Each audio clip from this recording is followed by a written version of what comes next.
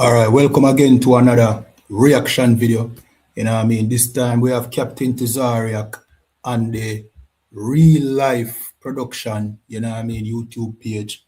You understand? And also on the Captain Tazaryach TV, seeing where he's gonna discuss, you know what I mean, a variety of things, but he might also touch upon the Druski, you know what I mean, skit, you know that controversial Druski skit. So, you know what I mean? This should be interesting. So, as in a jump in, remember to like, share, follow, subscribe. So, we will get straight into it. To do with that? Get a white girl, right? No. No, okay. No. Real life.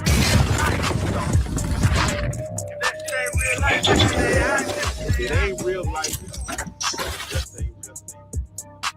Real life street stars. You know what time it is. Real life street star. Hold up. Yeah. We got him right back. Yeah. Man, Captain Tazaryach. Tazaryach. Yeah. For those who mispronounce it, like what I don't get punishment? offended because it's not the most easy name. I remember when I first was given the name, I was like, I used to be like Tazar. I had to say it a bunch of times. So I don't expect everybody to just know how to say the name because it's not an easy name. So some people would say the latter part of my name. They'll say Yak, Y-A-C-H. So they'll call me Yak. That's my nickname. So I don't get bothered by it. All right, let's do it like this, man. For those that are deaf, dumb, stupid, living on the rock, man, let them know where you from and let them know what are you representing because we got to get to the depths. Yeah, definitely, man. So first, it's an honor to be on here the second time. And I'm Captain Tazaryach of ICB County Commander Jenny Honda. Born and raised Jersey City, New Jersey is where I grew up and where I'm from. I currently am I live in Jersey still, but I'm in ICBK. My school is based out of New York, but we have schools across the world right now. But my school is based in 2279 3rd Ave in Harlem, New York. And that's where we teach Monday through Friday. And then on Saturdays when we go out on the street and teach. Now I also do content. I do a lot of debates, a lot of battles. You know, anybody want to battle, I pretty much battle. I kind of, it's the best fishing tool. You did a classic one with Bishop Eli on this channel. Yes. That was in itself interesting. Yes, it was a great take because I watched when you told me about him. I went and watched, and he has a hell of a story. You know, the fact that he's even in the position or direction that he's in with his story. A lot of brothers don't, make that type of change. So I do honor, him in that. But it was definitely very entertaining. Yeah, having a conversation with him, man. It is. I'm gonna tell you what. When I was preparing, I said to myself, I didn't have no intent to attack him at all. That was not my intent. Yeah. But I did say I was gonna test if he loved white people or not. That was gonna let me know if he was real gangster thorough type or if he. Because I think our desire to hold on to the white man, and when we say that, it's always strange to people, but we just try to simply say it like this. I have a business where I work with white people. I talk to white people, joke with white people, do all that. So the hate ain't when I see a white person talk down on them and stuff like that. It's just more so about loving our people. So I hate his drugs. I hate his abortion. I hate his LGBTQ. I hate everything that he's created that's been negative to my people. Even when you think like Trump, everything that Trump is doing is against us. Trump is taking away slavery. He wants to get rid of this history. He said he wants to get rid of the wokeness and stuff like that. So am I supposed to love that? No, I ain't supposed to love that. I'm supposed to hate that because it's against my people. So that's what I hate is. And I wanted to test that. And when I see he wasn't like that, it let me know, and then it just went crazy from there, man. And I can't wait to watch it. Yeah. I can't wait to see it. That was a very good dialogue. Yeah. This conversation we're about to have, man, it's about to be. We're gonna jump around, but it's gonna be very powerful. Very. Right. We about to go through there. Let me ask you first and foremost. Do you have a passport? Yes. Have you been to what considered, I don't want to say a third world country, but an all melanated country. Have you been to any place? I've been to the Bahamas twice. Okay, yes. And then I've been to Israel. Okay, yes. Yes, those are the only places I've been outside the country. The Bahamas, but I don't know if I would say the Bahamas is all melanated. Yeah, but I say, where'd you go? 'Cause you might have been on a tourist location. Yeah, where it's like, I was in a tourist location. Now, I did travel, so like when you go to the Bahamas, you go to like the little tourist spots that they have. I forget the location because this was last time. So I went twice. The last time I think was 2013, so it's been a while. But I did go over. You can catch the trolley or whatever and go over to the mainland, that they would call it. Yeah. And so I did go over there, but I never traveled like into the city too much. Okay. Of the Bahamas, I didn't travel too far into it. So have you been to a location? Could be Atlanta, I don't know, where there was technically all melanated people. White person might have been like something scarce you see, like, wow, there's a white person. Could you believe? Have you ever been to a scenario like that? What if you could make a song using only your voice? Let's start with the drums. When I was about 21, I was in Alexander City, Alabama. Yeah. I had a friend of mine I was in the military with. His name was Derek Peoples. And he took me there. I went and met his family and everything. That was all black. And I didn't see not one. So like in a town where there's people running businesses, it was black. No, I can't. No, not the business. Oh, if you're talking about that, no, I've never seen it. No, I've never seen it. Oh, I get what you're asking now. No. Yeah. The whole black town from the ground up. No. Okay. I ain't seen it. It is a sight to see. Let's start this interview like this because I want to get an idea of the Hebrew Israelite because right now today, Druski just dropped a video as of yesterday that's going on a few million views to where he showed what the common American man sees in the black Hebrew Israelite when they go downtown. There's a man with about 12 guys behind him with a loudspeaker, very aggressive, with a chant, whether various chants of how the black man might be the master race, read your Bible, the white man may be the devil. Mm-hmm. First of all, let me get your take on the Druski Skit, how accurate it was or how far left field it was. Let me get your take. So it was funny, but I as a Druski fan, because I like Druski. Shout out Druski. I thought it would have been more funny. Like Mike Epps and Ricky Harris did a Israelite skit like maybe 12, 13 years ago. It was absolutely hilarious. I think the skit that I did with the Israelites was hilarious. So it ain't even about the skits, because I think what Druski did brings awareness to the Israelites. So I'm not even mad at it. That's right. But after about the 50th, that's right. I'm like, come on, Druski, give me something else. That's right. Listen, when Robert Downey Jr. played the black guy in Tropic Thunder, he gave us something. When Druski played the white man, Druski played the white man so good, he spit at the black man as he walking by, and that shit was hilarious. So when he did the Israelite one, I do think it's funny, but it wasn't as... He could have got deeper in his bag. Yeah, man. I'm like, damn, okay. Because when I see the clip, I ain't like the purple. But when I see the clip, I'm like, okay, Druski doing this. I'm sitting back, I'm getting ready, watch this shit, and I'm looking at it, and I see the beginning, so I'm used to the that's right, yelling at the camp. But I ain't see nothing. When he said bow down, if he would have had that white woman bow down, I'd have been like, okay, that's us. Like I would have been sold on it like that. So that's also, it was funny, but I thought it would have been just a little bit funny. I thought he would have put more into it. All right, so I want to break that down piece by piece. Right. You yourself, have you been out on the front line of major metropolitan area? Yes. And not in Atlanta. Well, I've taught in Atlanta, Times Square, New York. I used to teach there all the time. 125th Street, Lenox Ave. I've taught in Hollywood. So I've taught in a lot of major districts. All right. When you saw the skit, let's just jump around a little bit. Yeah, that's fine. When it comes to having a loudspeaker, and trying to get the attention of bystanders. Do you feel you're effective, or do you feel that that's more of a nuisance, or do you even care?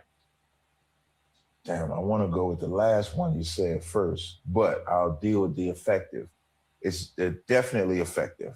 So because like the Bible say, cry aloud, spare not. So let's say if we went out there without a megaphone, then we're screaming louder with, I don't want to say megaphone, with the speaker.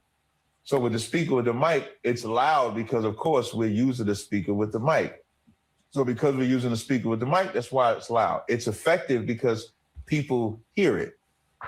It's a nuisance to people that don't want to hear the truth, but to those that want to hear us, that look forward to seeing us every week when we're on the corners, it's great. And then the last part, we don't care if it's a nuisance or not, because we're going to say it anyway. Because everything that we do is an offense. Just think about what we're saying. We're saying that the Israelites is black, the white man is the devil, a black man gonna crack the sky open and save black people. Women gotta dress better, men gotta act better, stop being drug dealers, change your life, all of that XYZ. And so we expect people to be offended at that because America provides a lifestyle that's opposite of what we teach. And just like Christ said, wide is the gate to destruction, narrow is the way. So of course, the people that love the wide, we're going to be offensive. But for those that love the narrow, it's not going to be offensive. So I would say all three of them can occur at the same time. Now, I've watched some videos of Black Israelites. They tend to come off very aggressive, especially towards white people. I've heard some even say, we're going to make slaves out of your men and your children, and we're going to rape your women. Mm-hmm. Tell me, like, is that part of it, like the thought of the whole, or is that some extreme, like? Yeah, those are what we call fake Israelites. Okay. The ones that teach that you can rape a woman is not an Israelite. Like, because that's unlawful. Like, it's unlawful to force yourself onto a woman. So that's not something that we teach. But when you have sexual deviants that put on a cloth, which we see that all the time. You got pastors all the time. So these are just Israelites, uneducated Israelites that are out there teaching falsely. Even the whole aggressive with white people, the aggressive with white people, because when we speak, I can only speak for my organization, and generally I can speak for everybody else. So generally, when we speak, you're not trying to force a white person to talk to you. Right. But because we're speaking about the atrocities that white people commit and white people hear it, that's how the conversation starts. And what most white people believe is that we should back down to them, that they say, like I was doing a live stream and this caller called me and said that, white man called my show, how dare I talk the way that I talk, because black people are killing white people at an astronomical rate. That's what he said. For sure. So I said, well, let's have the conversation. I said, can you prove what you're saying? I asked him to present whatever data. He said, it's the FBI 2018. I go to FBI 2018. It doesn't show that data. I said, can you show me the data that you're talking about? And as he can't show it, he starts talking disrespectful. I said, your problem is I'm forcing you to prove what you're saying instead of just accepting what you're saying. And that's the offense that takes place on the street. White people expect to just come up and say, get off of that microphone. Jesus is white. Jesus is God. Jesus loves everybody. And because we don't just accept it, they get frustrated at us because the truth hurts. Mm-hmm. So then it becomes combative. But our biggest opponent ain't white people. Right. Our biggest opponent is black people. For sure. All the time. That we have more arguments with them than we do white people. So I was just going to get to that. I watched another video. There was some Black Israelites preaching, and a young brother was walking through the neighborhood. He was like, y'all need to get out of here with that shit. Mm-hmm. And they was like, what you talking about? He was like, y'all ain't no better than the pastors. Y'all sit on the corner yelling, but y'all ain't helping no families. Mm-hmm. So what makes y'all different from the church? Because we help families. Okay. Like to address that directly. What makes us the most different than the church is that we actually tell the truth of the Bible. The church is about the performance. There was a book they wrote about the rules of the church, and they said the most important thing is that pocketbook. That's in their rules. So the whole goal is the performance. The greater the church performs, the more you'll give. So much so, what's the Winans pastor? Winans pastor, man. Winans pastor, first of all, is extorting the hell out of that church. Just think about, we're going to talk about Snap later. They can afford to give $1,200, and the pastor can say, that's not enough. And he can feel comfortable saying that $1,200, first of all, she gave $1,000, gave an extra $200, said that's not enough in front of her and her grandson that's right there. And then the saddest part about it all, as that pastor says, that's not what I said, the church laughs at it.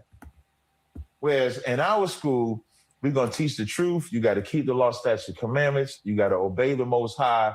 And when we pay our tithes, which we do, when we give our money, which we do, it feeds the brothers and sisters in our community. Like as we go through SNAP, we have food programs and stuff like that that's in place to take care of them. Before we get to SNAP, I got to ask, again, I don't want to leave out the Druski Skit yet. Black man does walk up with a white woman. Black man loves white woman. That's his love of his life. You look at that as they walk by, of course, their story is a love story. Right. But you look at it as what? If they just walking by and don't say anything to us, we don't say nothing to them. Okay. Because, and that's what makes the skit. So now in the skit, you got to do that. Because, of course, I hate seeing a black man with a white woman, just like I hate seeing a white man with a black woman. Did I say that twice? You got it right here. Okay, all right. So, but at camp, our rules are we're not supposed to make personal attacks. Now, do other Israelite groups do that? Yes. So, like, he's not wrong with them getting attacked because that's usually what happens. But it's not supposed to because you're not supposed to make a personal attack. But when I see a black man with a white woman or vice versa, it does something to my core when I see it. So if I'm at camp, but if I'm at camp, I don't look. I might if I'm speaking, I'm ignore it. When I get down, I'm like, man, you see this nigga over here with this white devil was with this white bitch or some shit like that. I might say something like that, but I'm not gonna make a direct personal attack at them because I believe if I make a personal attack, the Lord won't be with me with it. But if they say something to me, then the Lord will be with me because I didn't start the argument. So like those are the rules that we have within our school. But the shit's funny though. Come on. Hey, with the Druski skit, do you think he didn't go as deep because of the backlash he got from the previous skit with the white man? That might play a part. Like I think if he would have went as hard, they probably would have come down on him. Like I think if he could have went as hard as he wanted to on black people and making fun of us, but if he would have went as hard like on the white side, they probably would have tried to mess with him. And he did get a lot of backlash because this 2025 age is a lot sensitive. Like when I bring up, if you watch the movie Tropic Thunder and Robert Downey Jr. is playing a black guy, it's the funniest shit ever. Nobody said nothing. When the Winans brothers is playing white chicks, it's the funniest, nobody's saying nothing. But now, and it's even when Eddie Murphy played a white man in Coming to America, nobody said nothing. He played a Chinese man in Norbit. Nobody said nothing. But in today's day and age, they so sensitive. So that could have played a part as to why he didn't want to do it. Maybe he didn't want he already got one controversy with the white skit. He didn't want another controversy with the black skit. Maybe that's it. Now, interracial relationships, why You're one sentence away from launching your website with Base 44. Since the beginning, a white person, not a white woman, not be redeemed if she's with a black man? There's no. Maybe she's seeking greatness. Right. Nah. I said one time, man, we become the pet of the white woman. Oh. The only thing you're giving that white woman is the rod that she's heard so many myths about. She's heard the myth about the black rod and how it's great and wonderful and it'll take care of you and change your whole life. And she wants that experience. Damn. Y'all know that show, I Love New York. You remember that show? Yep. Had this brother, there was a brother on there, his name was It from I Love New York. It from I Love New York is in front of me and Sinetta. He got a white woman with him. This is on video. He got his white woman with her. He's talking to me because he's following Israelite and stuff like that, and we conversating about it. And I say, you are her pet. That's what I said to him directly. You are the pet of her. When she gets finished with you, she'll throw you away. When he gets the mic, he says, no, that's not true, because she likes black men more than white men, right? And he puts the mic in front of her, and she says, I'm not answering that. Because she would never on camera disrespect her white man, because you know what? She's going to go back to the white man when she gets finished. This is just a toy. That was my very next question. Mm. We see a lot of brothers going to the white man because they feel like their black woman is not for them. Their black woman wants them to command a large income, be a certain height, look a certain way, treat them a certain way. And it all seems like you don't love a black man just because he's black. He has to be coming with something. Mm-hmm. What would you say about like the black woman making it hard to love her? Okay, the black woman and black man ain't making it hard to love each other because they fucking like crazy. We're gonna do some fucking. Yeah. Like, because they having sex the way that they having sex, it's hard for me to believe that the man has to jump through hoops. So it's almost like two different conversations. Social content wise, if you look at black content, right? Black content is a black man having a channel dissing the shit out of black women, a black woman having a channel dissing the shit out of black men. But they're all having sex with each other. They're all sleeping with each other. I remember this girl, Cynthia G, used to call black men failures and said, you broke, you this, I'm not sleeping with you, and used to get on men that had multiple baby daddies, and then lo and behold, had a baby by a nigga that got multiple baby daddies. Yeah. But when it comes to relationships, we don't have a concept of relationships today. The reason why we don't have a concept of relationships because we've never seen it as a kid. As kids, you're supposed to see your mother and father is supposed to be the first relationship that you see, that you learn from. And so because we don't see that, we don't see our father love our mother love our father. You know what we see? We see constant conflict. So when we say when a woman says a man has to make this amount or that amount, you know what that is? I would call that prostitution. For sure. Is what you got to call it. Like the black woman is becoming a prostitute. Summer Walker, this bitch is a monster. Summer Walker just said that when she uses you up for your money, she's going to leave you. So now, what is a black man supposed to do with that? Get a white girl, right? No. No, okay. No, that would be the worst thing. The worst thing you could do, for sure. Because Mexican? Well, Mexican is an Israelite, so I wouldn't have no problem with a Mexican. Look, we could. But I'll tell you this though, here's the most important part that a black man is supposed to think when it comes to the black woman, is that she's destroyed because we destroyed her. Nobody can fix the black woman but a black man. Amen. Nobody can fix the black man but a black woman when we talk about relationships. As far as a black man, period, though, a black man has to fix him. Once you can understand that, you can start with the next thing that it takes. It's just compassion. When you see that black woman and she messed up, if I was to have a conversation with Summer Walker, somebody over-sexualized her. Somebody abused her. Somebody did something to Summer Walker that changed her whole concept of relationships, and nobody's ever counseled her on it. Nobody's ever cared that she was ran through by somebody that changed her thought process. Somebody taught her that. So it's going to take somebody to go to her and not want her for sex, but to just heal that part in her, to change her. Just like for the brothers that sleep with women, throwing them away. Somebody over-sexualized him. But one of the things we don't always talk about is how men get sexualized. I saw some old video of this guy Saeed on some podcast, and these girls start twerking on him, and he don't want to get twerked on live TV. Right. Zoe and Zoe and them, right? And he puts out a video saying how, they got banned from Twitch, but he didn't want that. That was sexual assault, and that he suffers from depression, from suicide before that. Right. And so now this enhanced it. And then when you look at the comments, hi, I'm an AI. I can trade for you. And women in the comments is like, nigga, you should have just got the ass. You should have let them twerk on you. Why you acting like that? You's a pussy, you this, you that. Because you can abuse a boy sexually, nobody will say nothing. But nobody thinks about when that boy grows up and it's time to be in a relationship, he goes with his relationship experience, which is abuse. And so that's how he becomes abusive.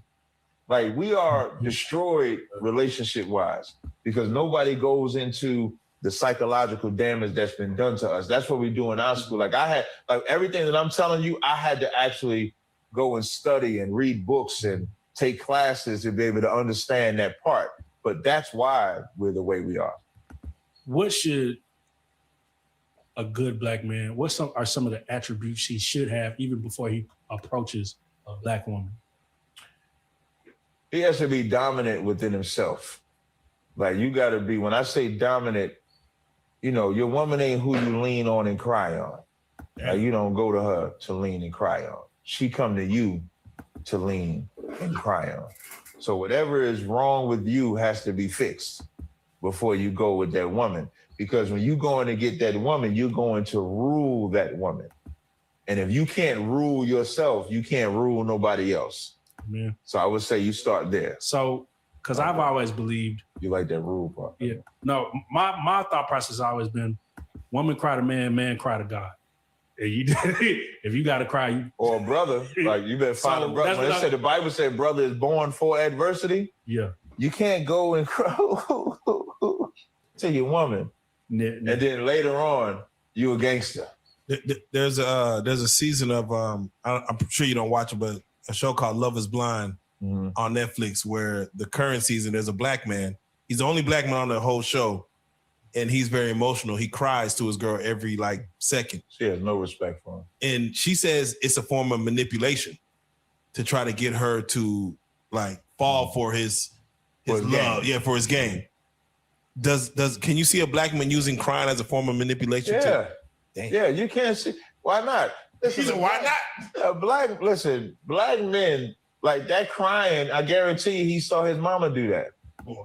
He didn't see his daddy do that. He didn't grow up seeing his daddy do it. He probably seen his mom or his auntie cry and get what they want, or growing up without a father, he cried to get what he want, and his mother gave it to him. So what's that Oedipus complex, where you develop that with the woman that you get. So whatever worked on your mama is what you use on her. Come on now. Yeah, but she'll never respect her. And the fact that she's calling it manipulation is her saying, I don't give a fuck about your tears. Come on. That's all that's going to be. So you have to be a man. A man takes power. Like in that conversation, we was talking with Bishop and them, and they said, we ain't supposed to be superior. You're absolutely supposed to have a superior mind state. It's not a superior mind state to be a tyrant, but it is a superior mind state when you want to do something that you can believe that you can go do it. Black men are not taught that. We're not taught to believe that you can go do it. But when you talk about the sinning and the 7 deadly sins, pride is one of them. Superior is not pride. Yeah, but I say, where is it a blurred line? I don't know nothing that ain't really a blurred line. Like you could be aggressive and then overly aggressive. So, and your superiority is about controlling yourself. You'll know that it's pride when someone tries to correct you, say, hey, you're going too far. You're like, you can't tell me what to do, because I'm not talking about that. Nobody should be above counsel or listening to what somebody says. If I can't listen to what somebody's telling me, then maybe pride is getting in the way. If you don't at least consider what they might be. And of course, what I'm saying is not what anybody would say. It's only what would certain people say.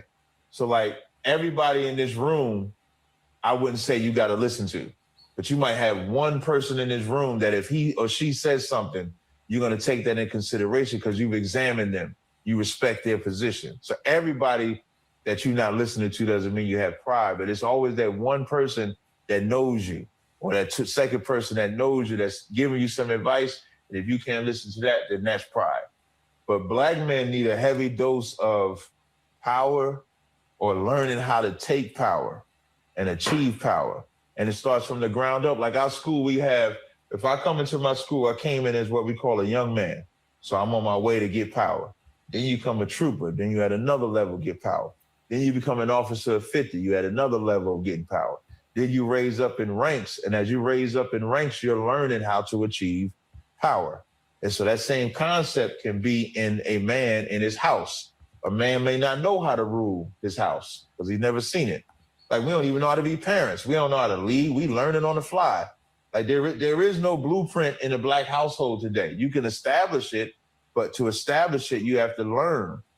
So once you learn that, once you develop the skill set, you can become dominant, but you should be that before you get a woman, because you can't leave that woman once you get her.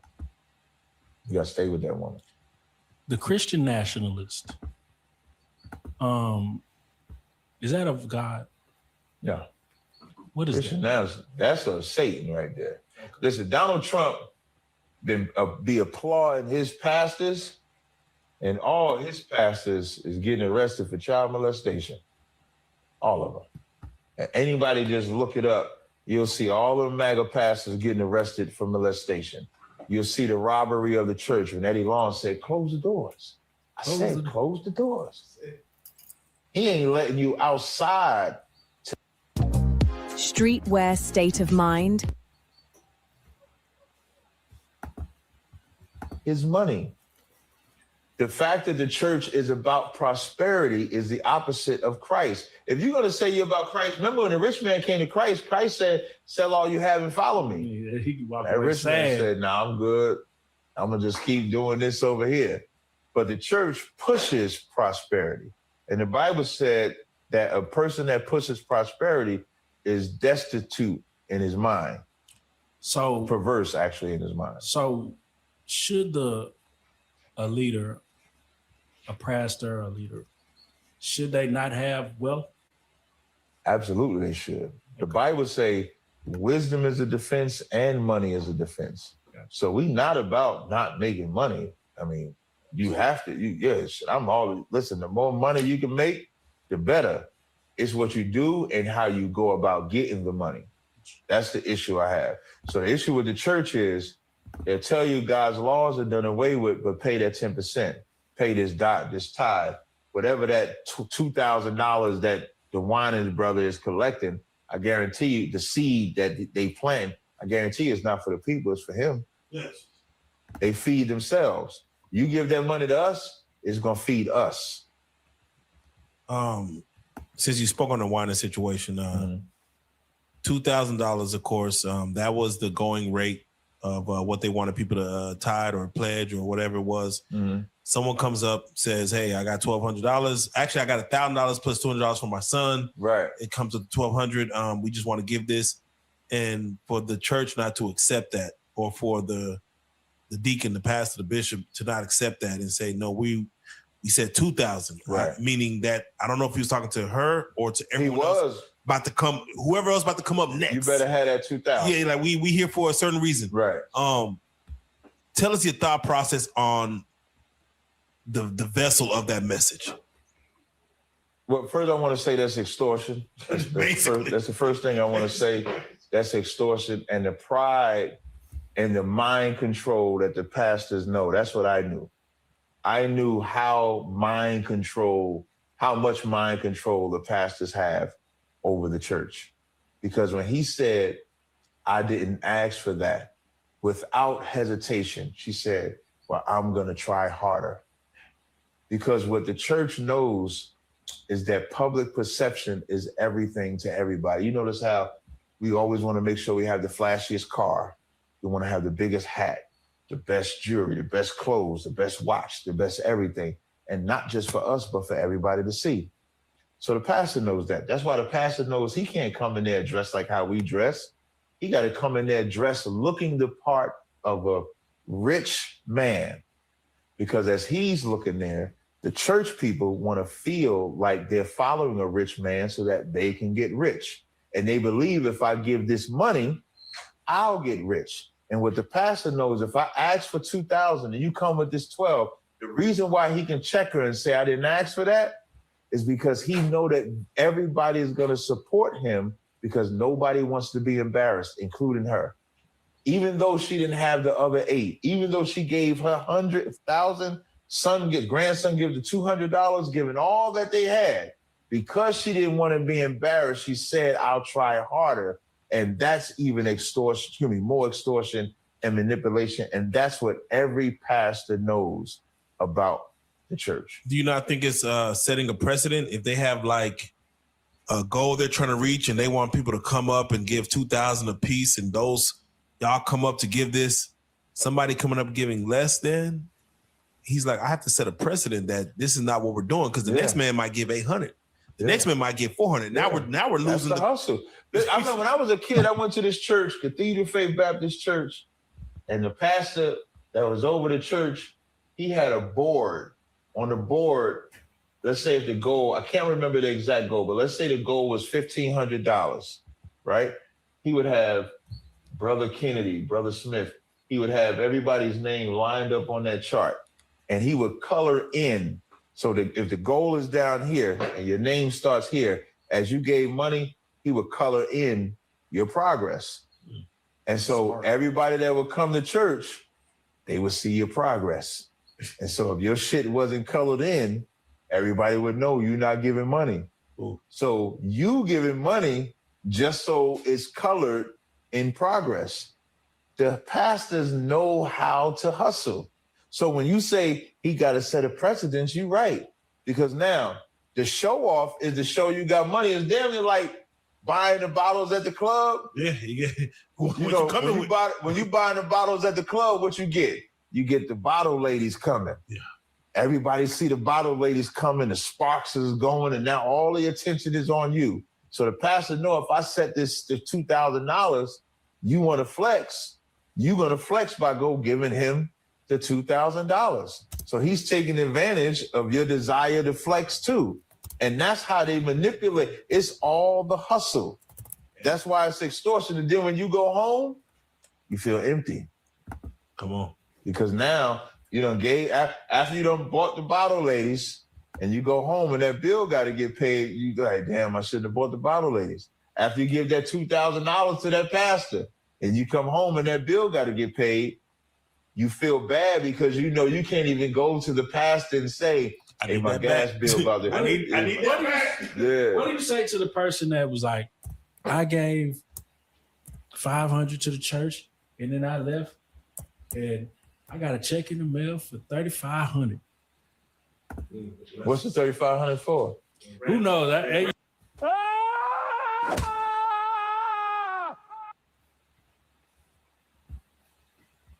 They probably got. I'm gonna tell you, I watched this movie called Leap of Faith, and after I watched that movie, I never believed them stories. Okay. It's hard for me to believe. Now, let's say it could have been something that they were supposed to get anyway, and it just happened to come at that time.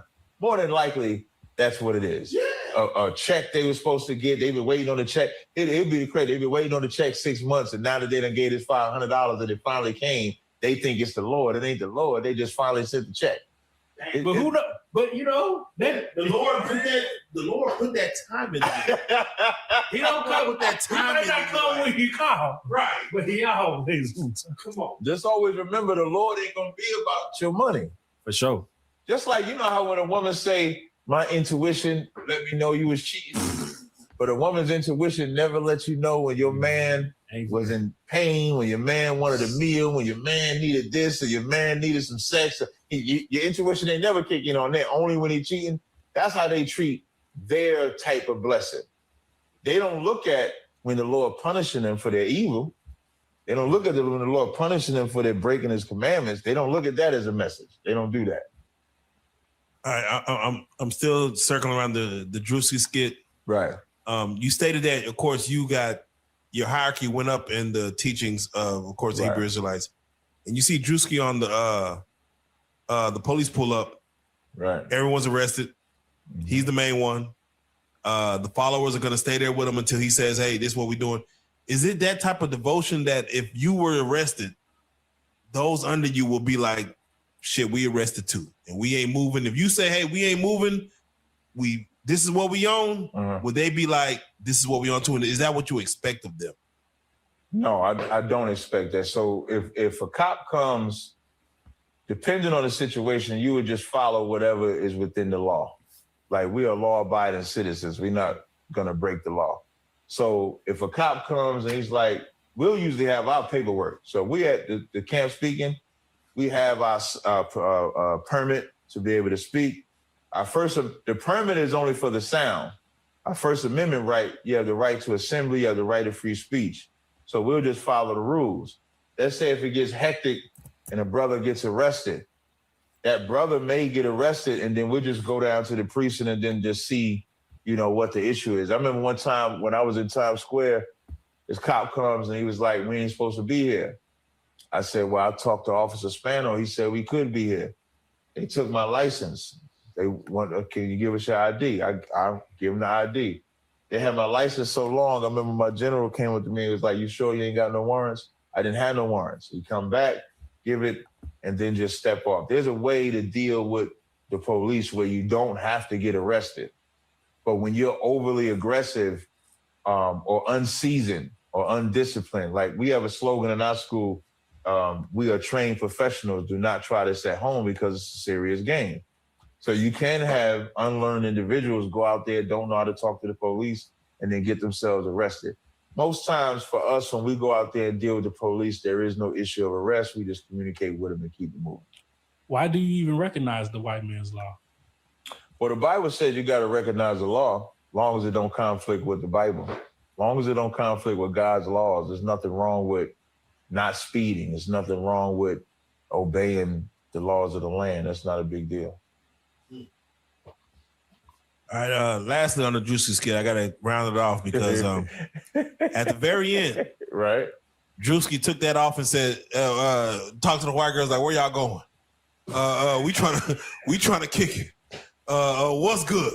So let me ask you, what are your thoughts about the hypocrite Hebrew Israelite who will preach all that, say be right there by your side, be like, "Hell nah, black power." Yeah. And then when the cameras go away or when they're by themselves, they talk to Susan or Sally or Becky. Yeah, our greatest slogan is, we are not affiliated with no other Israelite group at all. Every video we play, it says that we are not affiliated, because you have Israelites like that do exist. You have Israelites out there that believe you can sleep with white women. You have Israelites that say one thing and do another, and they are hypocrites. What I'm gonna say about the skit, though, that's old though. Like saying because I remember watching "I'm Gonna Get You Sucker" in the profile was with a white woman. Don't be a menace. So that's what I mean. Like, he should have did something a little better. But I get why he did it, because that's a known thing that they say they pro-black, but they really dealing with the white woman. So, I think Druski really trying to holler at them females, though. I ain't gonna lie. He probably was. I mean, he probably don't have the rules that we have, but they are definitely hypocrites. They're a detriment to what we do. Like the Israelites that are not properly taught out there how to do this work, they are definitely a detriment to what we do. All right. So let's go and get serious, man, for a second, man. Let's talk about the situation that's going on. Let's speak on the government shutdown.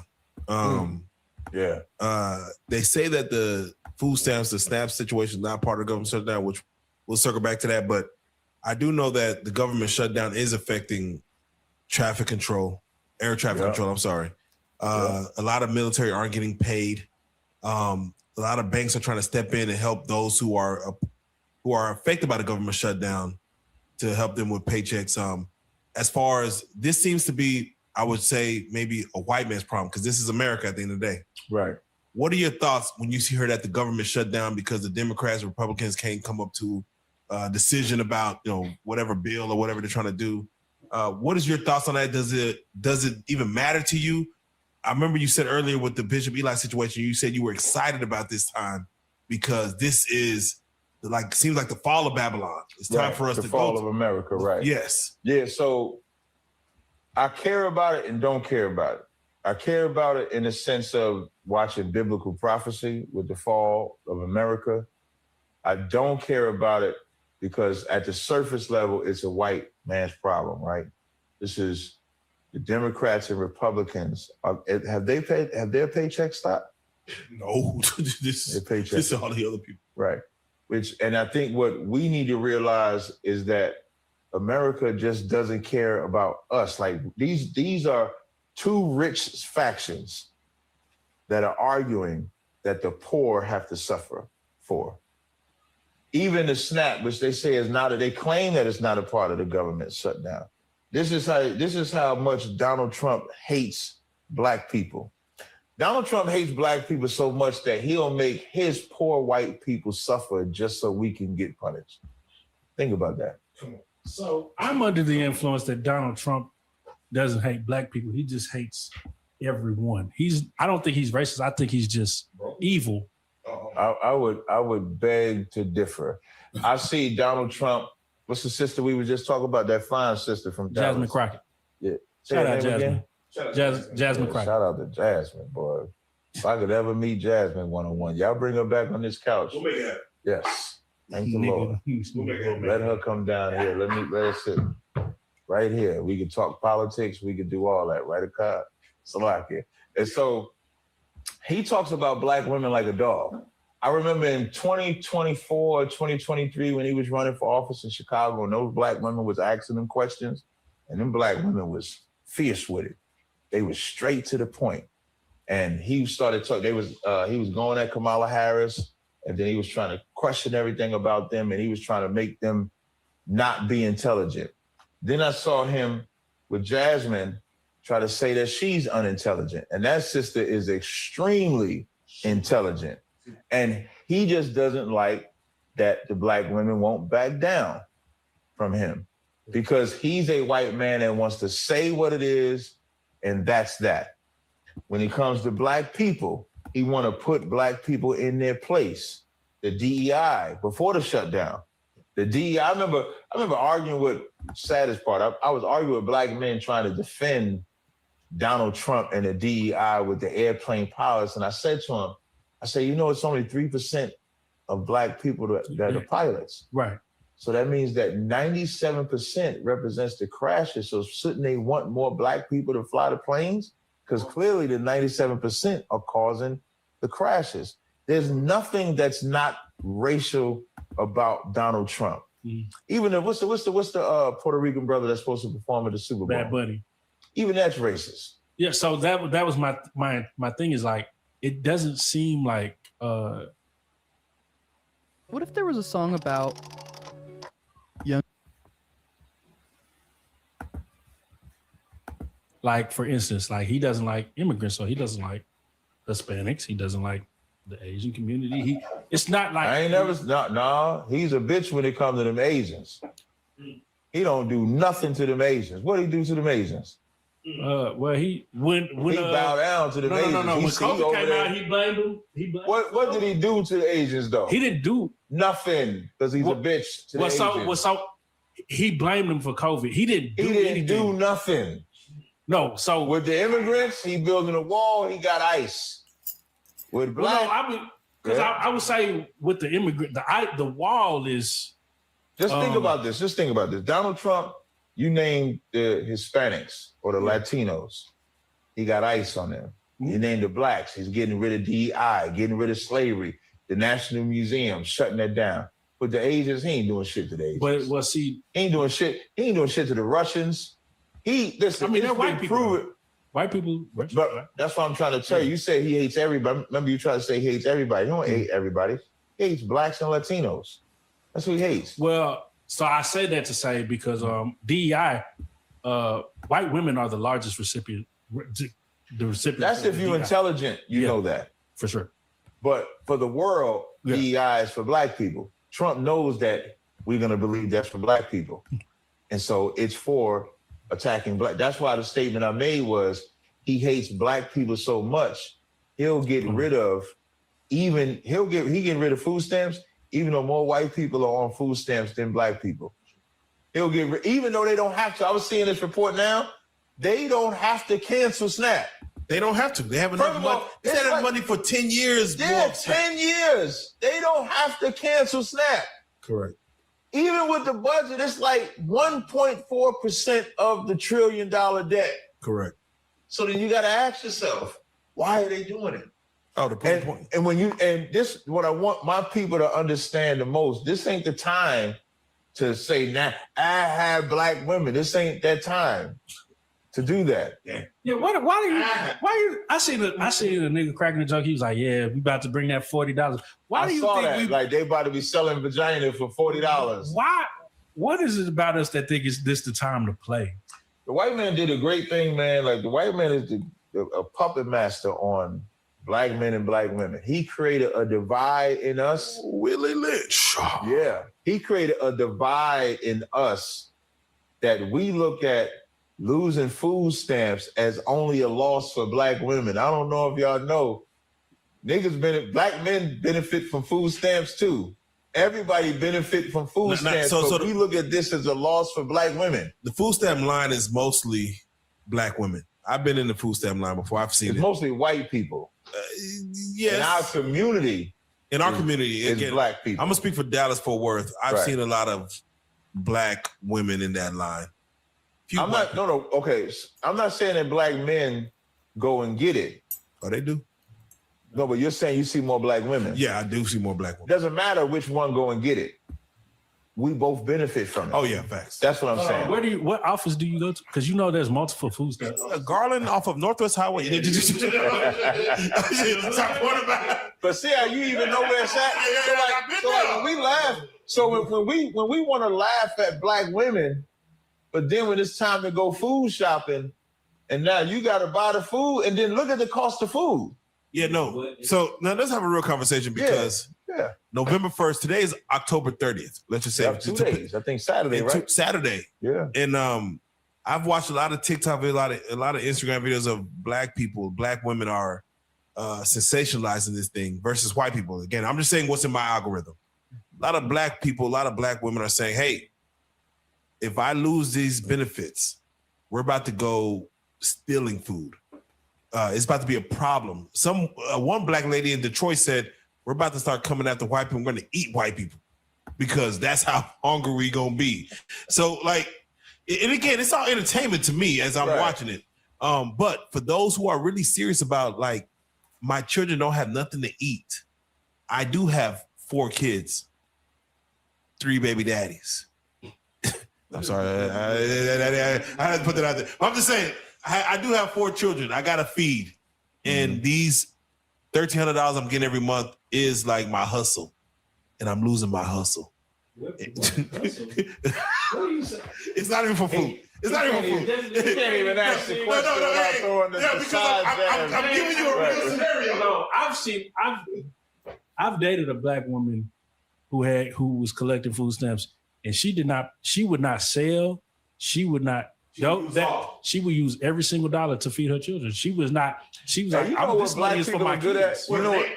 For the name brand shit or the Walmart, the great value. You can't get certain shit. Hey, I remember when the towers fell and they said we was in the Great Recession. For sure. Who was in the recession? White people. Well, not us. Not us. Black people always been in the recession. Yeah. And we survived it. And what was white people doing? What was the suicide rates during the recession? Yeah, 2008, the collapse of the mortgage industry and things of that nature, white people were suicide. Rate, yeah. The suicide rate went through the roof because you know who's not built for the struggle? White people. You know who is built for struggle? Black people, because that's all we've ever done. You know what black women and black men are gonna do? They're going to survive. They're going to be forced to be compassionate. That brother is not going to want to be put on child support and want to go through the court. So he's going to make it his business to make sure them kids get fed. That woman is now it won't be a lot of bars popping. You know what might happen? We might fuck up the economy. We just might. Because instead of going to the club, my kids got to eat. Maybe it forces us to have a better morale about what we spend our money on. Because now, whereas if you had $900 in stamps, you can spend an extra $400 on some bullshit. But now you don't have $900 in stamps. So now that $400 got to go to something else. Maybe you'll start being more responsible. That's what I force. I don't think, like, black people be so scared because white people are scared. Like we move with the propaganda of the media. That's why that Great Recession was a big thing for us. And I used to walk around like, okay, what's changed? We live in the same exact way. So is it going to be a struggle for black people? Yes. Is it going to be something that they're going to have to deal with? Yes. But is it going to be where we're going to die and be unalived and doing all the stuff that he said? No. But watch white people if that goes away. Do you think as a black person, we take too much pride in struggling? I say that to say because we've grown so accustomed to the struggle that we've learned to sensationalize it and make it like this should be make it cool. Like, oh, we don't need to. We could live off the noodles. We could live off the X, Y, Z, the beanies and weenies. Like instead of figuring out a way to get to a point to where we don't know what the struggle is. The problem with the struggle is not we love the struggle, but we love the floss in the struggle. Got to. Like the motherfucker in the projects got a Benz. Yeah, got to, man. Hustle and flow, man. So it's the struggle. So it's like we glorify the struggle, but we don't want nobody to know that we struggling. So as we struggling, we wear things to show that we're not struggling, but that keeps us in the struggle. It's not that we can't get out the struggle. It's a mind fuck. It's we can absolutely get out. I always say that drug dealers make millions of dollars a year off of junkies. So it ain't that there ain't no money in the black community. We just don't know what to do with the money in the black community. So we only struggle because of our mind state. You change your mind state and say, okay, I don't have to buy these sneakers. I don't have to buy that chain. I don't have to buy that car. I'm going to buy this. It ain't going to be the chain.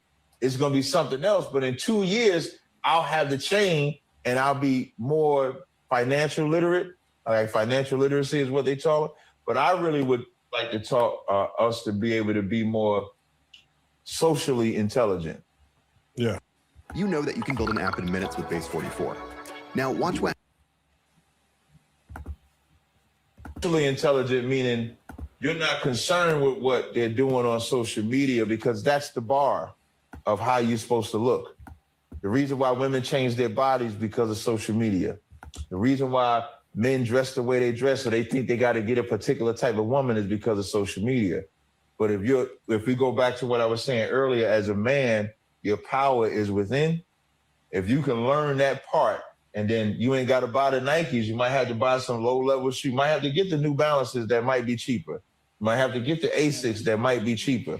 And although they're cheaper and you ain't got them Air Maxes that's $200, you got that $200 in your pocket and you're not struggling.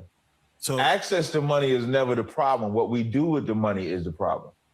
So this construct called America, you know, they put things in our face to where, of course, we were freed, technically, quote unquote, back in the 1800s, to where you see what they call the American dream is what they presented to us. A house, picket fence, Cadillac, a Ford or something, owning a car, things of that nature, being able to travel. They put that in our face to where a black woman sees that, hey, the American dream is having some type of wealth. Right. And when I say some type of wealth, I mean, I want to have what my counterpart white woman has. And black man, you have to be able to provide that to me. A black man looks at that as, okay, I have to get the Cadillac. I got to get the house. I got to do these things to be able to provide for this black woman. Do you feel that we are set up in a system to where we are doomed to fail because the white man does paint a beautiful picture of what is supposed to be paradise on earth? And therefore, we are technically handicapped in last place and have to do certain things to obtain that. So when you talk about the drug dealer, the scammer, or whoever trying to obtain that quicker, do you blame them for what they're trying to obtain because of what their woman is seeking? Because the woman says, hey, a perfect life is that white picket fence.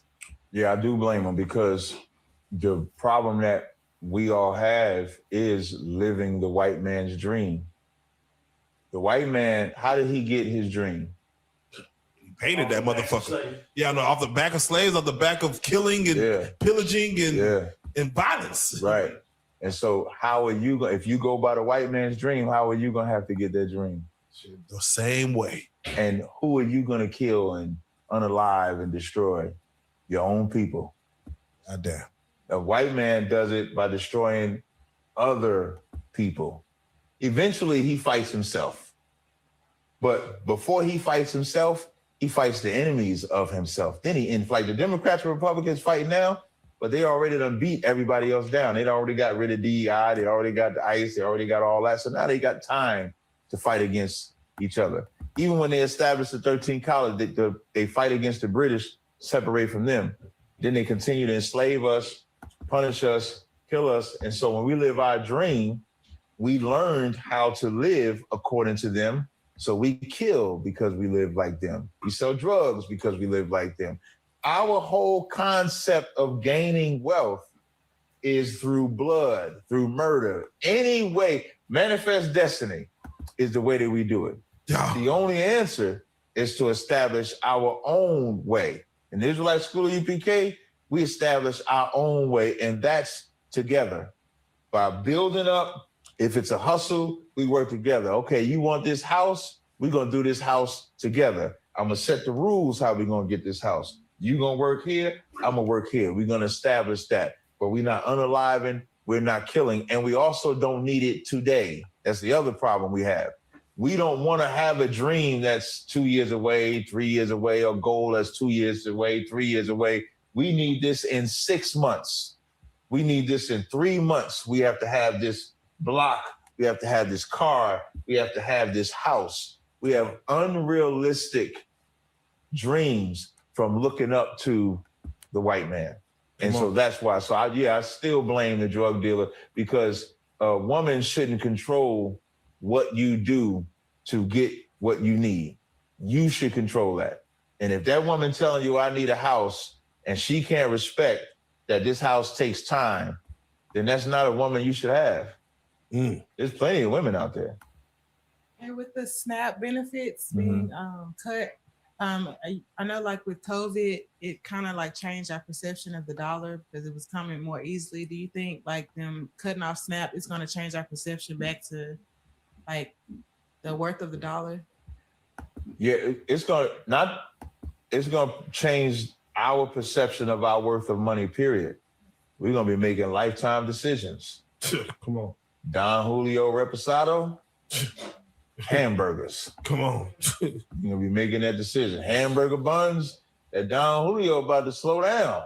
Shit. You know what I mean? That syrup, whatever they buying. You know, even your hair. Listen, women going to be holding that hair longer than they did.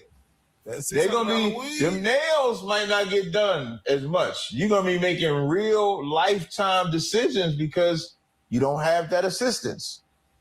And then it might teach you something to where even when you get the assistance, you might better value what you're doing with the money. But just mark my words, Black people are going to be fine. And the initial hit is going to be messed up because ain't nobody prepared for November 1st. Nobody. Ain't nobody holding on to the money, which would be smart. You would think the smart thing to do if you got $800, if you got $500 left on that card, because that money don't go away. That stays there. And if you just hold that, but if you sitting out there, well, I'm going to just buy all this stuff now because I'm going to see how this is going to be, you're not being smart. So the initial hit is going to be rough. And you just going to have to reevaluate how you do things. It might cause you to apologize for being a wicked monster to your man. Come on. It might humble you down. Isaiah 4:1 said, in that day, 7 women shall take hold of one man as long as you take our reproach away. You might call Rodney and say, hey, man, you know what it is, man. I'm sorry. Let's try to build this back. You might try that. He's going to say, hey, F you, bitch, you ain't only with me for this tanning. You might say, you're right. But let's look at this as an opportunity to see where we get. You see, we got a little tink here. We got to take care of him. So let's work this out. It might cause that. Yeah. It just might. Okay, let me ask you, when you look at something like Hurricane Melissa out in Jamaica, where it's nothing but black people getting devastated here, and it went through Haiti, and it's our colored people getting devastated. Do you look at that as a cleansing? What you mean by cleansing? When I say cleansing, you have different type of COVID-19 plagues, pandemics. You want to go down a conspiracy theorist hole, like Hart and all that. All that, when you see the black man getting devastated, where it's nothing but a black community being devastated by God's hands. Again, I want to put it like it's a machination or mechanical or anything, but I want to put it by God saying, "This is who I'm choosing to hate." And I'm not saying a lot of people die, but I'm saying to make them aware that He exists. Like, listen, whatever evils is going on, I'm cleansing this land. It could be like hurricanes. When you see floods, the Bible speaks about hurricanes and floods coming from the Most High. So that could be a cleansing. I don't know. I was trying to look up the hurricane seasons, and I didn't know that the hurricane season lasted until November. So is that normal? Or maybe somebody can help me out. Starting in August. For just $67, you can generate as many videos as you want and never have to. Till November, yes. It starts around August. Okay. That's so this is the normal thing, but Jamaica, of course, is being hit harder than when you hear things like we haven't seen this type of storm in 100 years. Right. Which 100 years is minuscule to humanity. But when you see things like that, it's like Hurricane Category 5 hitting this location, haven't seen this in 100 years. Katrina in 2005. Katrina a little different because Katrina, you can go down a conspiracy hole because they always talk about the levees when the levees broke. It wasn't a hurricane, yes. Right. That with the hurricane though, I think hurricanes happen, and so hurricanes is something that does happen. What I always like to point out anytime I can, I haven't seen a lot of pray for Jamaica posts. I haven't seen a lot of. I ain't seen it. From my school, I've seen it, but I haven't seen, I remember when Paris had a bomb, everybody was like, pray for Paris. When anything happens, the white people pray for this and pray for that. But I haven't seen no pray for Jamaica because you can't do nothing against the hurricane. What can you do to the hurricane? You can't do none of that. All you can do is prepare for it. And our people, because I seen some of our people playing dominoes. Our people crazy. Listen, you didn't see that video? Come on. Yeah, I see them right there. Dominoes in the water. And now back to the tanner thing and come right back. Our people could play dominoes in the middle of the damn hurricane. We gonna survive the food stamp crisis. Yeah, there you go. Exactly.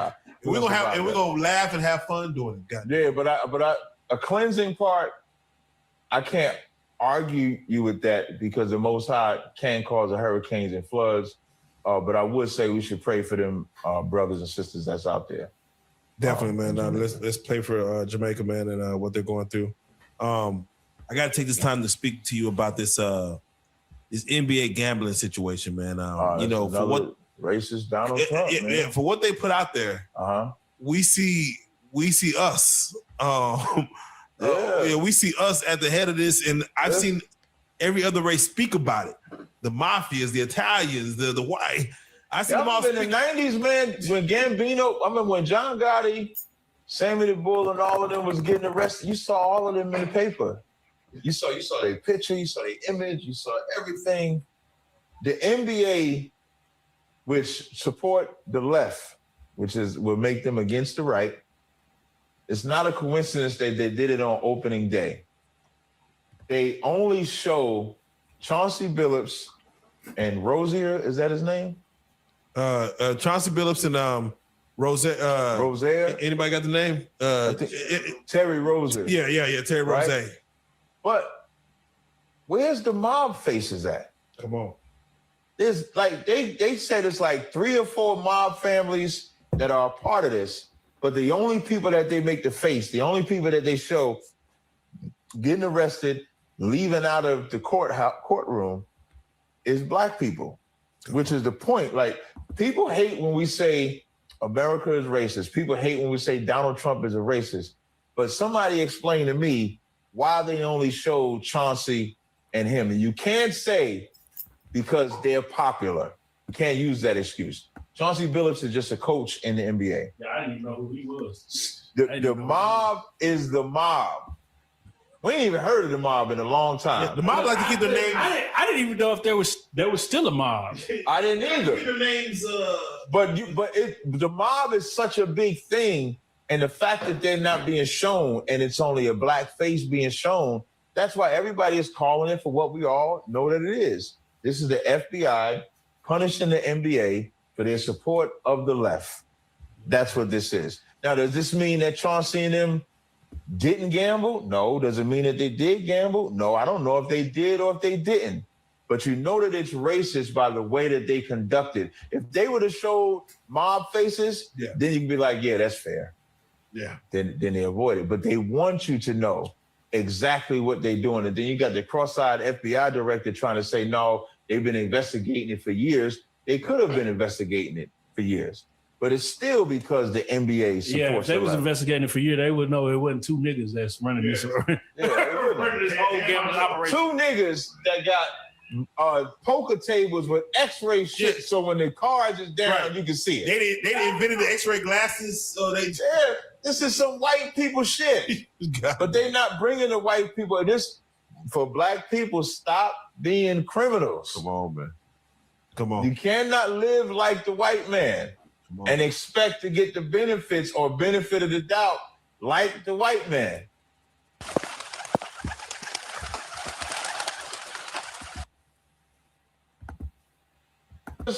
If it wasn't for them two players, you would hear about it, but it would be low level. It wouldn't be no why is it such a major thing?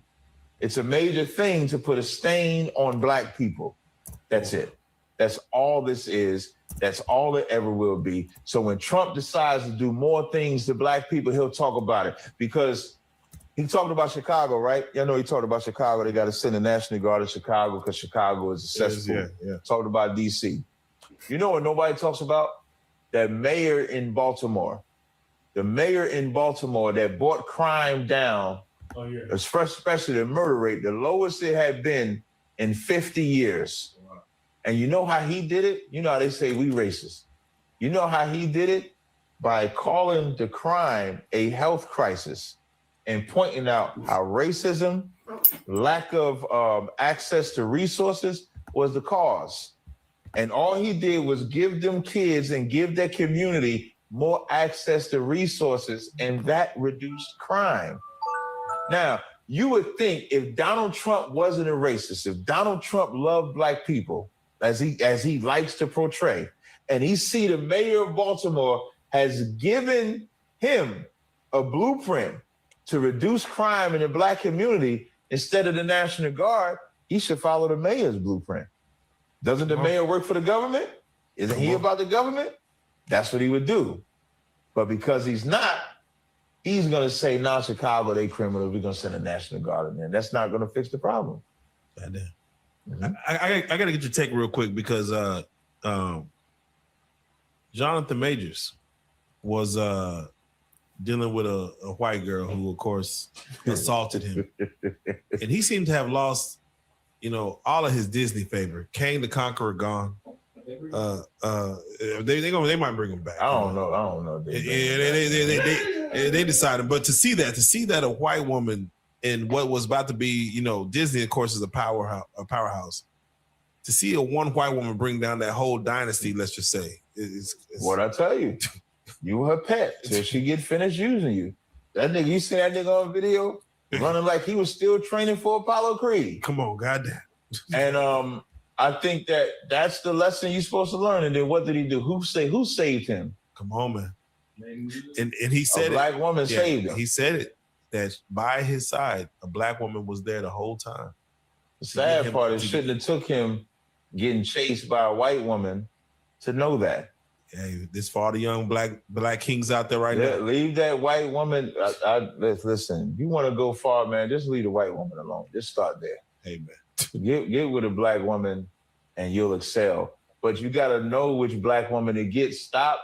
I always trip out on how these black men, especially famous black men, sleep with the same famous black woman. It's interesting. That is, it is diabolical. It's like they be sharing. You would think like if you got money, this is what I mean about power within yourself, because it ain't even about money. Because they have money to be with, you would think, any woman they want, but they want the woman that their man's had. That's borderline gay. Yeah, it's right there. Speaking of the same woman, stepfathers. A black man coming in and raising another black man's children. What is there something wrong with that? Is there like, should black men be looking for that type of dynamic in a relationship? At the surface level, it shouldn't be like that. It shouldn't be, there shouldn't be no such thing as a stepfather, because a stepfather means you're stepping in for a man that's not there. But because we have broken homes, that's the norm. You meet a woman with kids, you don't frown upon it because your mama, you start thinking about your mama, your sister, or this is just the culture of black people, but that's not the way that it's supposed to be. So it's not bad. The only bad part comes when you try to be the father. You can't be a father. You can be a brother. You can be somebody that teaches them, shows them things, but you can't be like, hey, I'm your new daddy. You can't do that because he has a daddy. So you got to know when you going in here, you got to look at him like you would raise a brother. So he still has to respect you. He still has to follow rules, but you can't just come in there. And then the other flip side, if you're not going to stay with that woman, you shouldn't be around them kids either, which is a whole nother dynamic. You get with a woman, now I'm going to speak for somebody in the truth. If you get with a woman and you know you got to stay with that woman forever, and you know you're not a man that want to raise nobody else's kids. Don't upload your song before this last step. Mastering makes your track. And get with that woman, period. Because the woman comes with the kids. There ain't no you getting with this woman and the kids ain't in the picture, the kids are there. Now, if you decide to take the mantle of saying, I'm going to step in and be anything, you got to go in there knowing that you're not that kid's father. You can't act like that kid's father. And nor should you try to get rid of that kid's father. If you got an issue with being jealous, let's say, because that mother might have to communicate with that kid's father. And if you got an issue with that, you shouldn't get with that woman either. There's a lot that men should think about before they become what the world calls a stepfather. No, for real. You know, we just spoke on Jonathan Majors, but I gotta get your take on the conversation that Jonathan Majors, Innerly the Great. Oh, that's what he called himself, not chopping no more? Yeah, not chopping no more. Innerly the Great. I saw some video. He going at NBA Youngboy right now. He is. He just dropped a whole new song about NBA Youngboy. But they spoke on Kirk Franklin's podcast, and he had made mention that you know, he doesn't look at Jesus as the same level as God because Jesus is the Son of God. Therefore, we are all partitions of God. Therefore, that is his brother. Therefore, he should not even look at him as the same level or I as God. And then Jonathan Majors, of course, said, hey, did you read the Bible? Read it again. What is your take on that whole back and forth? Before I say that, I saw some of the video with what he was going at NBA Youngboy. I don't know if the rap is real good, but the concept of what he's doing, I can't disagree with that because he's really saying like, it's almost sound like NLE is changing. He's listening to somebody. I would say he's listening to the Israelites if he's saying Jesus is not God. Because if he's listening to Christians, he's going to say Jesus is God. And he's listening to somebody because this cat was a slut me out dude like a year ago. When he wanted women to slut him out. It's diabolical. Yeah. And so now he's switching it up the way he's saying what NBA Youngboy is teaching or music is teaching is misleading. He don't want us to be the killers. So, and I ain't heard rappers talk like that in a long time. You got to go back maybe to the 90s where you would hear Public Enemy. Yeah, you would have to hear where you hear rappers saying we shouldn't be doing like that. When it comes to that conversation, he's sitting at the table, Kirk Franklin and all of them just just if they're the example of the problem, because they looked at NLE as a kid that should speak when spoken to. You know that statement when they say kids should be seen and not heard? That's how they treated him. Instead of looking at it as an opportunity, like if NLE comes around me and we sitting around and he makes that statement, what that tells me is that this is a teaching opportunity with this brother. I want to bring this brother close to me. Now, remember, they're supposed to be Christians. Kirk Franklin's supposed to be a Christian. Jonathan Major's supposed to be a Christian. Here it is. You have a brother that's sitting in front of you that is speaking something that you disagree with as far as the order of Christ, but you don't disagree with him believing in Christ. So wouldn't the better thing for Jonathan Majors to say to him if he disagreed with him was to show him where he was wrong right then and there? He could have took that brother under the wing and said, hey, brother, no, it's not like this. Read this scripture. It's like this. I know you have the. That would have showed that he respected what NLE said and then taught him.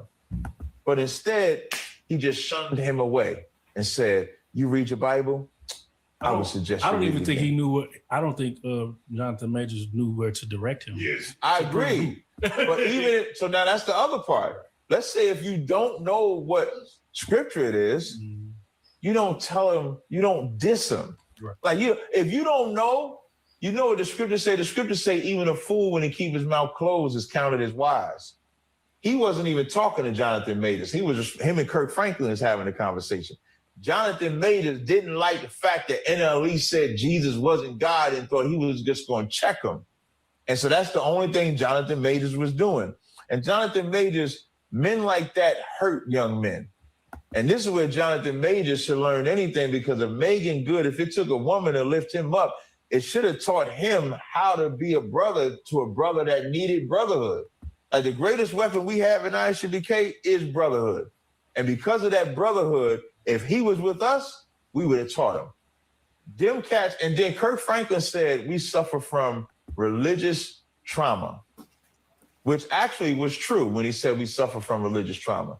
The problem is they kept NLE in that trauma because instead of freeing his mind and teaching him, they just shunned him away and tossed him to the side. And then I heard earlier, I think he said Megan and them did something slick to him. Afterwards, I think NLE said after that, like, you never know what you do to brothers like that. He shot a shot at Megan a few months to a year earlier, and Oh, okay. There was some things going on with that. Wait. So then that might be why Jonathan Majors said something to them. That's exactly what he said. Immigration is an important part of the government of Canada's plan to keep.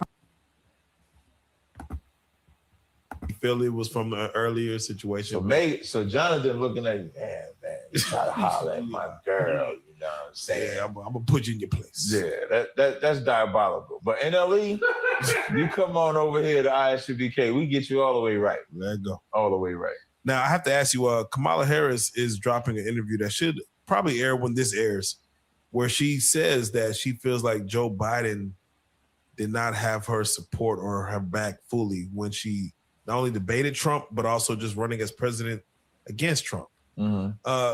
What should Kamala Harris have expected from a Joe Biden who, again, when we talk about this nation, what was she should have expected from? Kamala Harris should have been lucky enough that she was even in that position that she didn't even deserve in the first place. She had no criteria. The heifer changed her voice. She was Jamaican. She was white. She was East Indian. She black.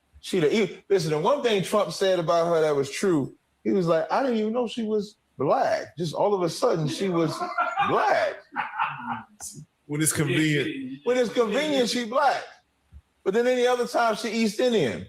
So, Kamala wants to still feel relevant when she was irrelevant. She was so irrelevant that the most racist president got reelected again. Yeah. That's how irrelevant she was. That the whole Democratic Party left her and that she had to resort to Cardi B and Meg Thee Stallion to try to get her elected. Yeah. That says a lot. you just mentioned Jasmine Crockett earlier. Yeah. What are your thoughts on Jasmine Crockett? Her the way she goes about going against Republicans, and should she run for higher office in the future? I think she definitely should. Now, I'm not a political man, but I like Jasmine. I like Jasmine because, first of all, her intellect is unmatched, and she got attitude. I like women with attitude, right? And what I mean by that is, and she has a controlled attitude. So she ain't up there like a loudmouth black woman.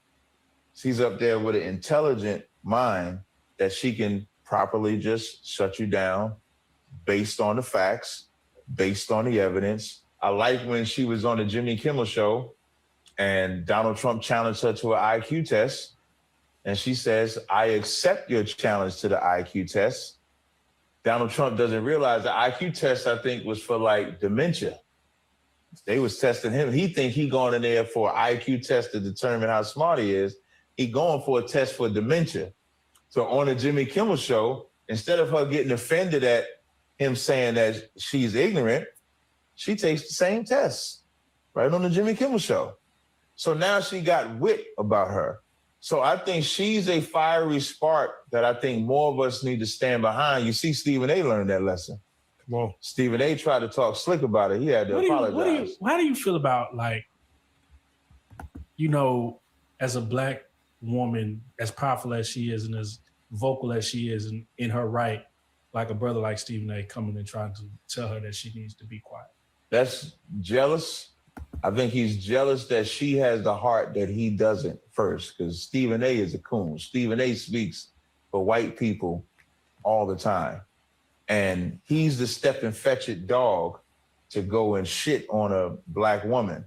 And that's a very danger. Like, I don't think there's nobody more harder than black women than us. But we also don't have a problem with a black woman shining if it's her time or position where she can shine at.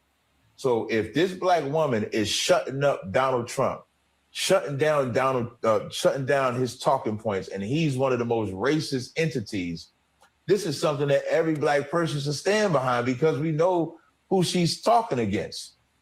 So for him to do that, that lets you know how much of a coon he is.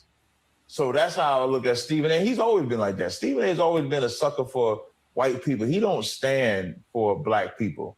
When Kyrie Irving was making his statement and making his stance over the whole Brooklyn Nets and sharing the video, it was Stephen A. that was saying he should never play basketball again.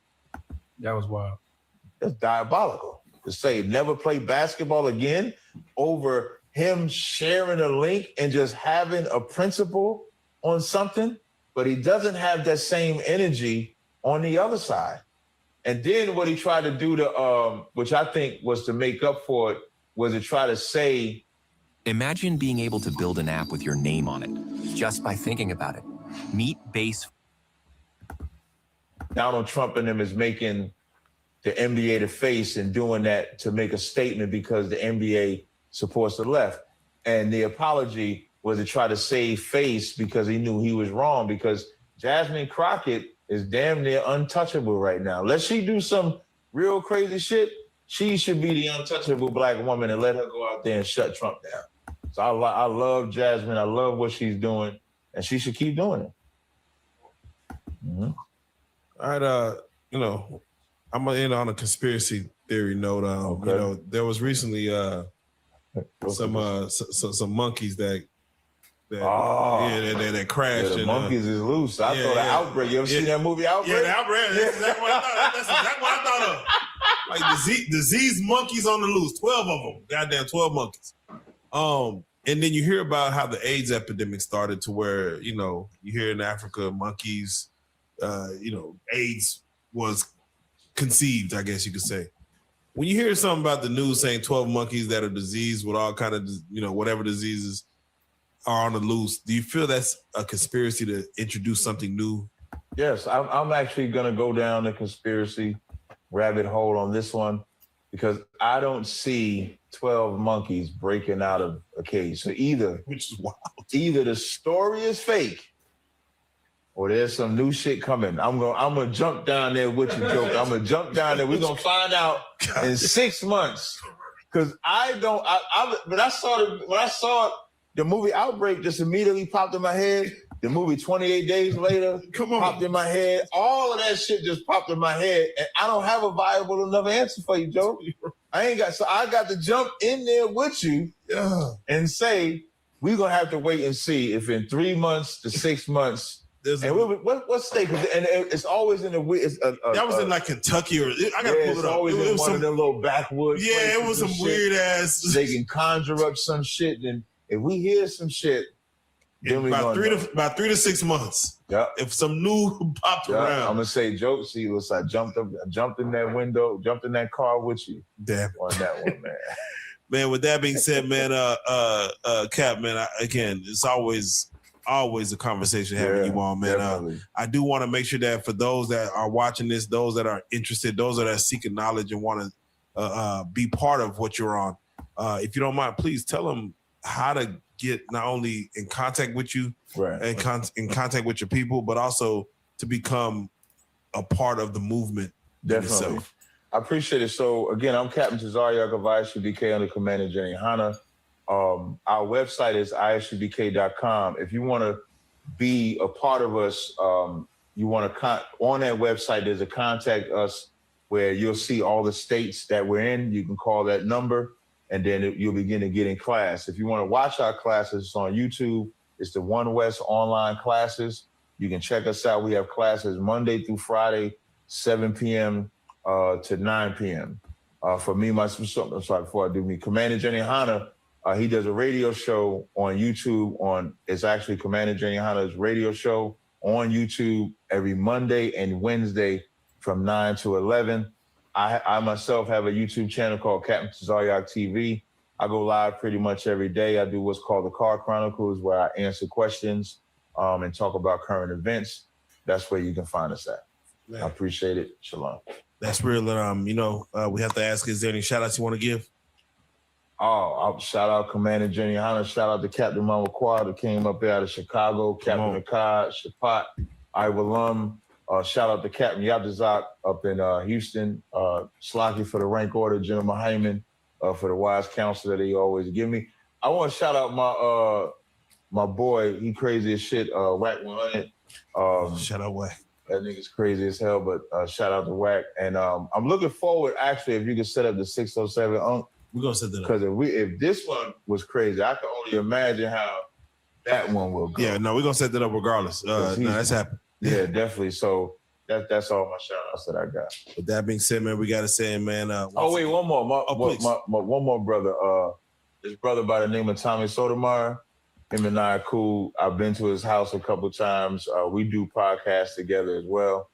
So shout out to him too. Now, Tommy, I don't know. I haven't heard anything from him lately, but he's not too fond of black women. I know. Has that changed? Oh, it's the same. But some things he says about black women is good that he says it. He goes a little left field with it, but sometimes he's on point with it. I mean, yeah, but I guess because you could say something about a black woman and still love your black woman. It just seems like he hates black women. No, he has children by black women. He's with a black woman now. Okay. So, but that's his stick. He's just raw with it. You're right. So, but now I don't agree with everything he say about black women. For sure. But some things he says about black women be on point. For sure. Well, with that being said, man, Captain, we just thank you for coming down and breaking bread with us, giving that knowledge. Man, you got a lot of wisdom. I love a brother with wisdom. I want to see you go far. I can't wait to see what you do. Captain Tazaryach is the best part. You are a real life street star.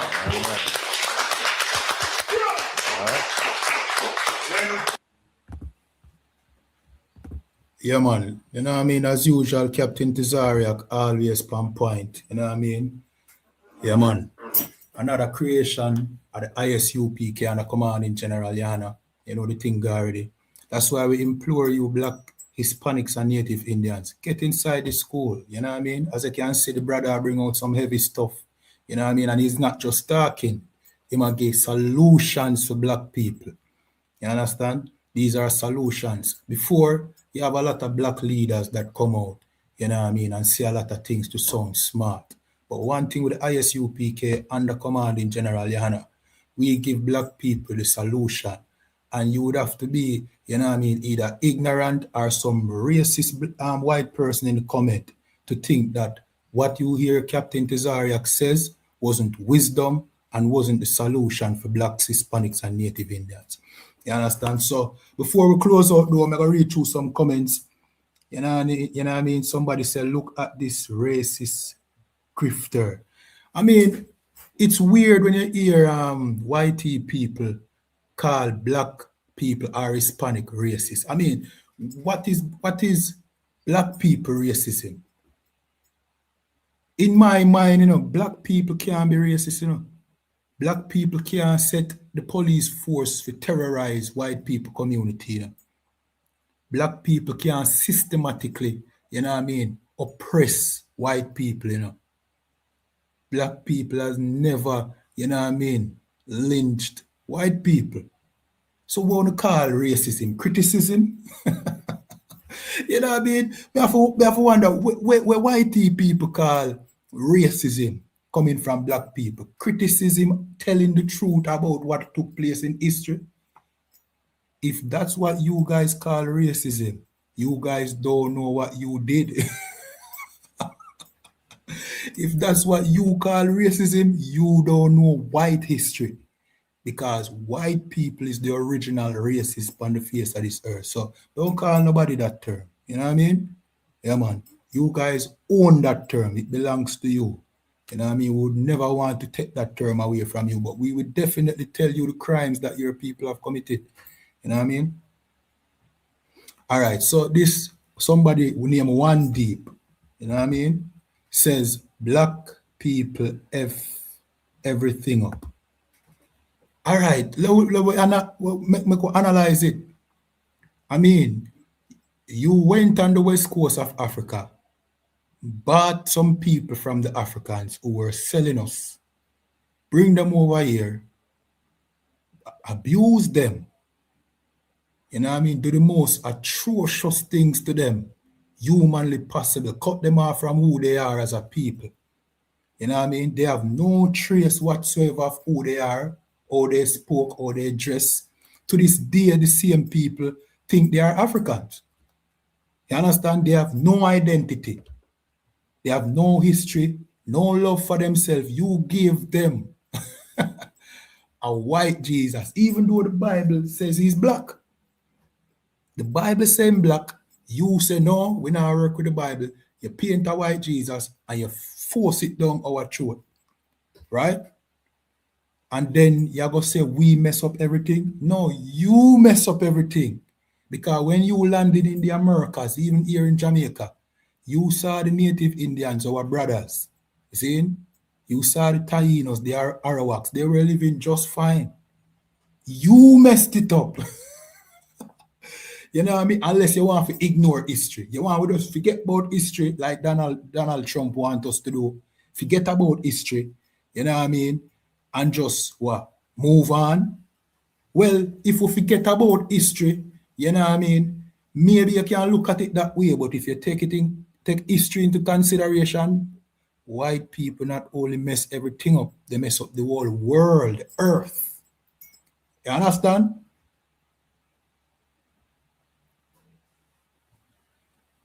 So him say, look at Jamaica compared to America. Goofy. Jamaica is completely destroyed. You come, I don't know if you ever visit Jamaica, but you tourists tend to come to Jamaica and visit the beaches and all them things and see the nice part of Jamaica. Have you seen where black people in Jamaica live? You might interact with black people, you know what I mean, on the tourist resorts. But you know where we live? You know about the garrison? You know about the ghetto? It's no different from our black brothers in America. So what are you talking about? You destroyed America and you destroyed Jamaica. If you know the history of Jamaica, you know who destroyed Jamaica. Even after invading in the 1600s. Even recently, when Jamaica in the 1900s. It's always your people, but it seems like you know what I mean, whitey people is so detached from reality that them don't know what their crime is. Your crime is the destruction of planet Earth and everybody and everything in it. That's your crime. Black people just litter and mess up the community and bring the property tax down. That's all we do. You bring the value of humanity down. You know what I mean? If you want to fix planet Earth, we have something that needs to, you know what I mean, be removed from planet Earth, and we know who that is. So without further ado, you know what I mean, click the like button, subscribe, you know what I mean. So tomorrow might have another reaction again. Of course, Captain Tazaryach, you know what I mean, in the ISUP kind of commanding general, you know, always bringing the fire. You understand? So yeah, big up on yourself, like, share, follow, subscribe. Shalom.